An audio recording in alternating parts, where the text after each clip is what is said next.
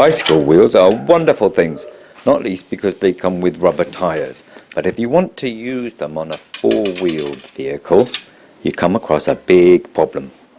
Their axles are just too weak if you only support one side, so they'll just bend. This is my solution. I'm replacing everything except the rim and the tyre. I started by measuring the inside of the rim with a pizza cutter, and then I drew an accurate full-size drawing of what I want. I'm using a computer, but of course a big piece of paper would be fine too.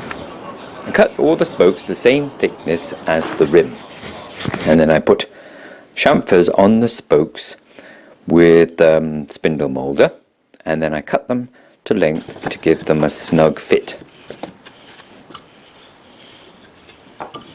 More about that hub bearing in a minute.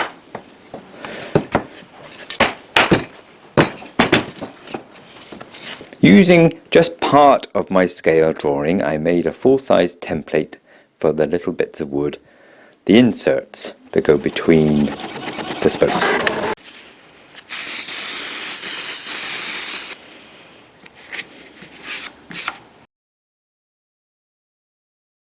I cut it out of MDF because it's easy to shape, but MDF is also easy to wear out. So the first thing I did with my new template was make a tougher one out of 3/4 inch high. Then I cut lots of blanks, just a little bit too big. This is the way I use the template for cutting out lots of pieces of wood all the same. I'm using a big bearing called a follower on my spindle moulder for this job. It's exactly the same size as my cutter block, so it makes shaping identical pieces easy. The bearing only touches the template, but the cutter cuts the workpiece above to the exact same size and shape.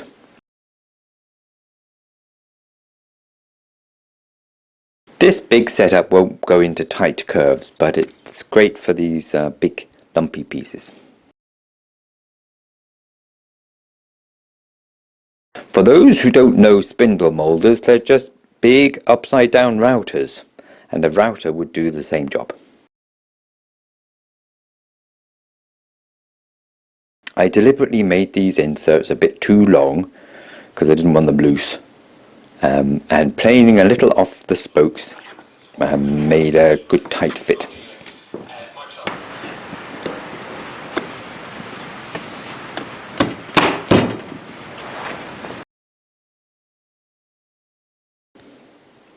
And then I glued them all together and weighed them down so that the wheel stayed flat. I imagine even this would be enough for some applications, especially with screws through the rim holding everything together. But I need something much stronger for what I'm making. So I went back to my drawing and made another template for felloes. Each one covers 1/4 of the circumference, so I need only 4 per side. Because these are bigger pieces, they are much safer to hold. Most woodworking machines are pretty scary, but spindle moulders need your full, undivided attention at all times. Well, I suppose circular saws do too. Hey people, just be careful out there, okay?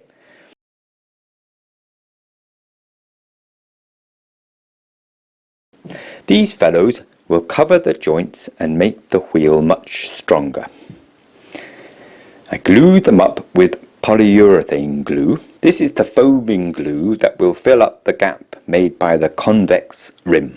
I held the fellows tight with a ratchet strap, but then I had to take it apart again when I remembered I hadn't put any glue between the fellows.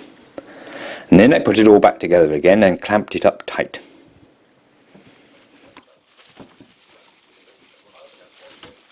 After doing the other side and waiting for the glue to dry, I cleaned up the joints, and there was quite a lot of fiddly bits to sand and clean and everything, so I invested in a cheap power file, which works surprisingly well. There are lots of ways of constructing the hub and the bearings. This is just a way that suits me. These wheels won't be going fast, but the hubs will still be taking lots of sideways pressure. So I used plywood shaped on the lathe. Plywood is dusty and not nice at all to turn, but at least it's reliable and it's not going to split.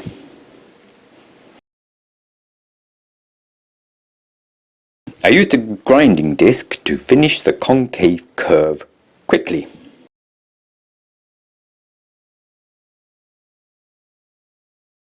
This is an adjustable hole boring tool that does a great job in no time. It only cost €12 because no one seemed to know what it was in the shop. It will only go in an inch at a time though, so I had to take the stack of plywood apart as I drilled. And then I put them back together again on either side of the spokes with glue and screws. That pipe in the middle is just mild steel, and I'm sure bearings could be mounted inside it at both ends, with a shaft spinning inside them for things like go-karts or carriages. But I'm just going to put a smaller pipe inside with lots of grease and no bearings at all. I think it'll be fine for my job. A router might be easier for this job of putting a chamfer right around the rim, but I figured out a way anyway on the spindle moulder. I knocked some little wedges in between the spokes, and then there was lots more sanding, but that's it. It's just about finished. It'll need some wood preservative before it gets painted. The tube and the tyre still go on, though I had to make quite a big hole for the valve because the valve tube wasn't really long enough to go all the way through to the inside of the wheel, so I had to stick out the side. Anyway, I made all 4 wheels at the same time, and it was all a bit new, but once I'd worked out exactly what I wanted and made the 2 templates, they were really quite easy to make, and I think they look okay. I think so. Anyway, I hope this helped someone. Thanks for watching.